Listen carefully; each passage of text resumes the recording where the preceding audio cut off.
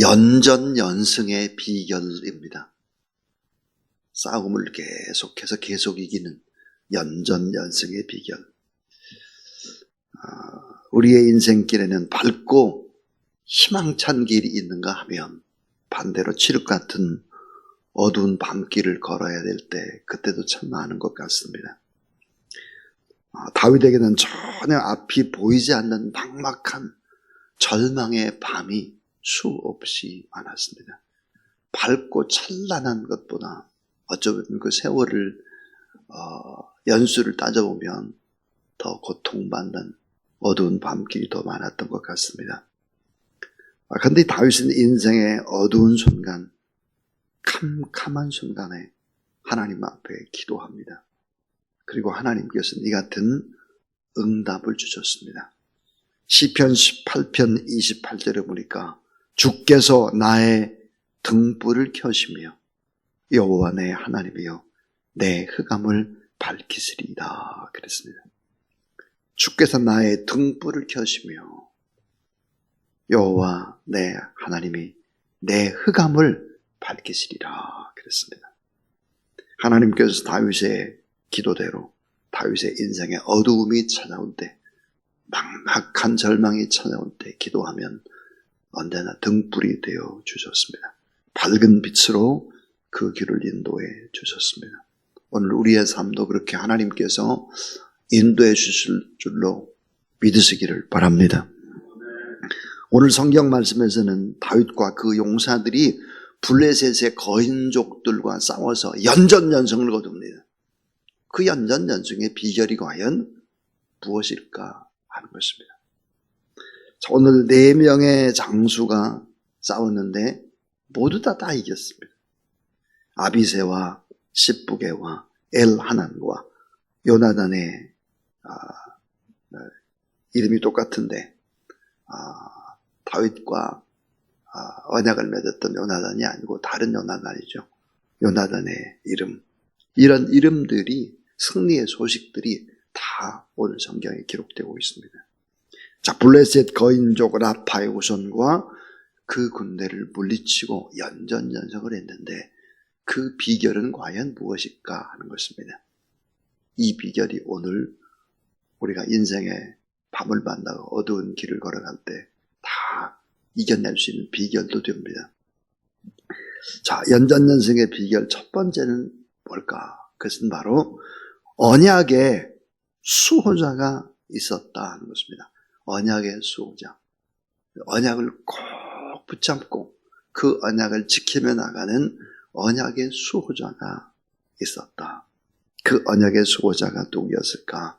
그것은 지도자 다윗이었습니다. 자, 하나님의 언약, 그 언약을 꼭 지키면서 나가는 하나님의 사람.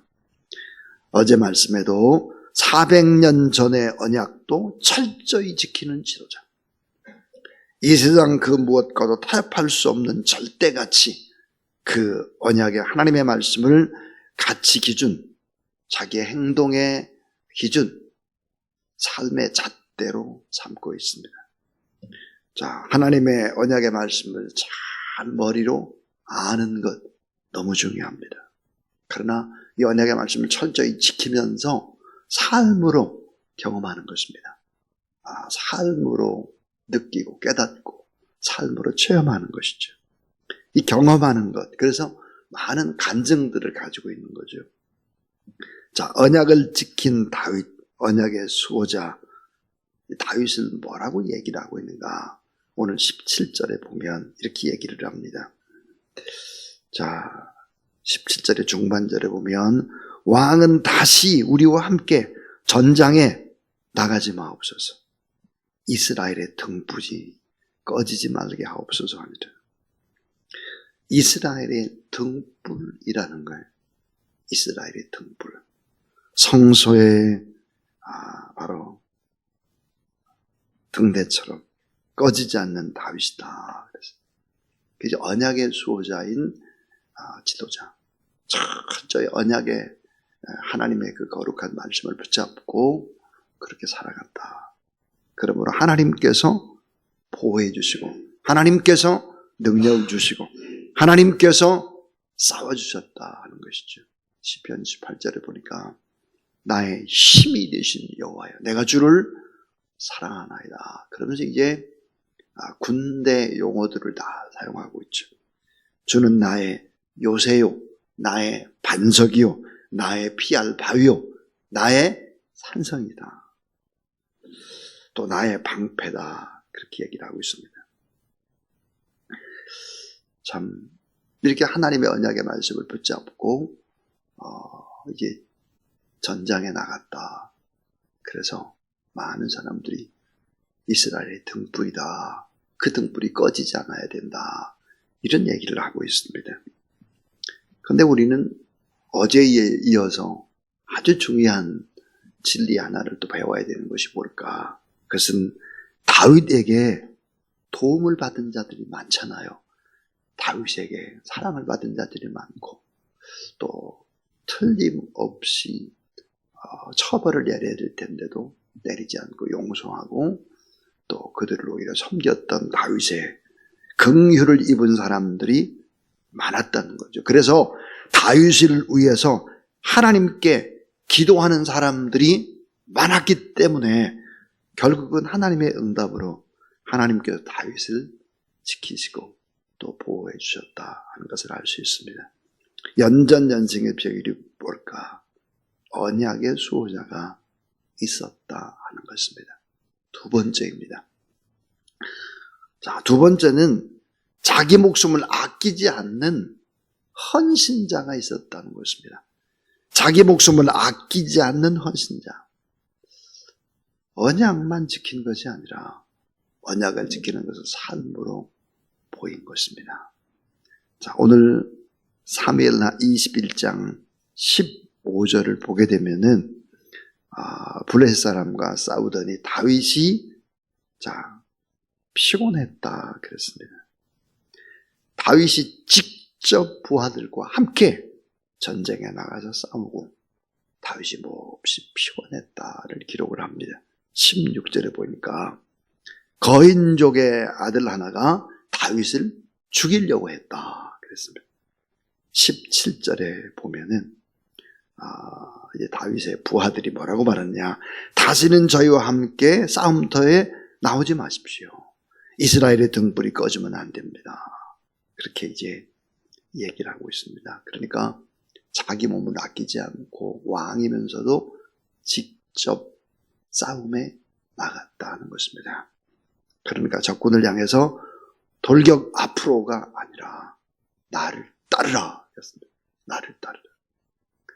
자기는 뒤에 있고 돌격 앞으로가 아니에요. 나를 따르라. 그랬습니다. 참 중요한 얘기죠. 나를 따르라. 이 다윗은 이스비브노백에 죽임을 당할 뻔했습니다. 그만큼 다윗은 왕으로 위험한 자리까지 마다하지 않고 목숨을 아끼지 않고 싸움터에 나갔다 하는 것이죠. 직접 나갔습니다. 왕이. 그러므로 많은 부하들이 용맹스럽게 전장에 나가서 싸움을 할 수 있었다 하는 거죠. 자, 저희 교회에 주로 이제 앞자리에 제가 꼭 앉으십시오 하는 분들이 있죠. 가난한 앞자리에 앉으십시오 하는 분들이 장로님들 내지는 목회자들입니다. 우리를 따르십시오 그 말이에요. 돌격 앞으로가 아니라 우리가 앞으로 나가겠습니다. 그러니까 따라오십시오 하는 거예요. 그래서 앞에 앉으라고 제가 늘 얘기를 하죠. 우리 장로님들은 앞자리, 또 목회자들은 앞자리 가능하나 그렇게 얘기를 하는 것입니다. 자, 성도의 이력서, 장로님들의 이력서, 목회자들의 이력서, 이 이력서에 꼭 기록되어야 할 것이 있습니다. 그것이 뭘까요? 그건 주님을 위한 희생의 흔적입니다. 주님을 위한 희생의 흔적. 교회를 위한 희생의 경력이 포함되어야 한다 하는 것이죠. 자, 예수 그리스도는 희생의 흔적이 있었습니다. 십자가입니다. 사도 바울도 복음을 증거하다가 두들겨 맞고 그래서 그 몸에는 희생의 흔적이 있다. 그렇게 얘기를 했습니다. 여러분, 흔적이라는 헬라어가 뭘까? 스티그마입니다. 스티그마. 내가 예수 그리스도를 믿으면서 복음을 증거하면서 당했던 어려움, 흔적이 있는가? 교회 하나를 세우기 위해서 내가 하나님 앞에 얼마나 땀과 눈물과 기도와 몸과 헌신을 바쳤던 그런 흔적들을 가지고 있는가? 너무 중요하죠. 사도행전 20장 24절에 바울은 그런 얘기를 합니다. 나의 달려갈 길과 주 예수께 받은 사명 곧 하나님의 은혜의 복음을 증거하는 일을 마치려 하면은 따라하세요. 나의 생명을 조금도 귀한 것으로 여기지 아니하노라. 나의 생명을 조금도 귀한 것으로 여기지 않는다.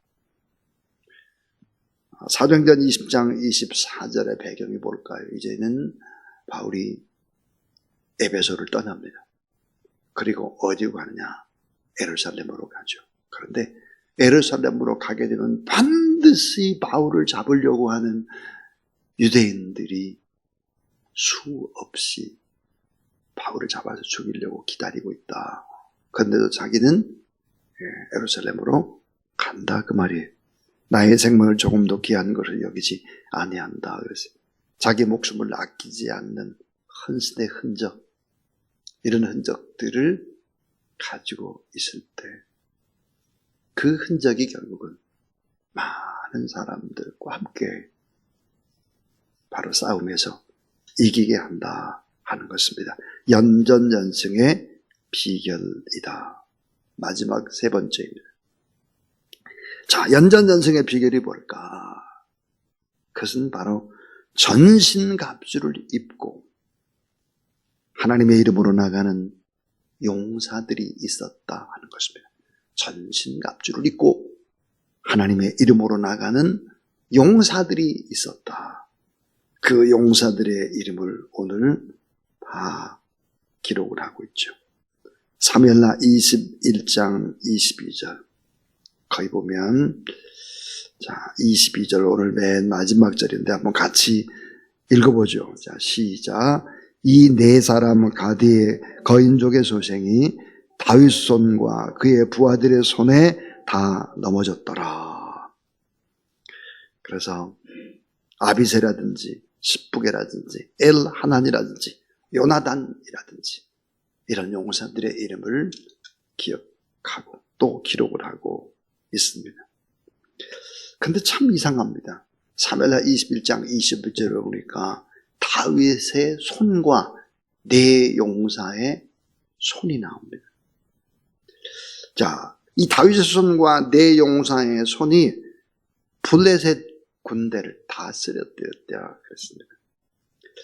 근데 여러분 오늘 이 성경을 자세히 읽어보면 블레셋 용사들의 손에는 무엇이 있었을까? 이 다윗의 손과 네 용사의 손 이렇게만 썼는데 블레셋 용사들의 손에는 뭐가 있을까? 거대한 무기가 있었습니다. 300세겔 나가는 노창 있었고 새 칼이 있었고 창자루가 배틀채 많았다 그랬고 키가 크고 손가락 발가락이 6개씩 합해서 24개인 거인도 있었다 그랬습니다. 그런데 이런 거인들을 다 물리치고 승리했다라고 얘기합니다. 예수 그리스도의 이름으로 나갈 때 하나님의 의로운 오른손에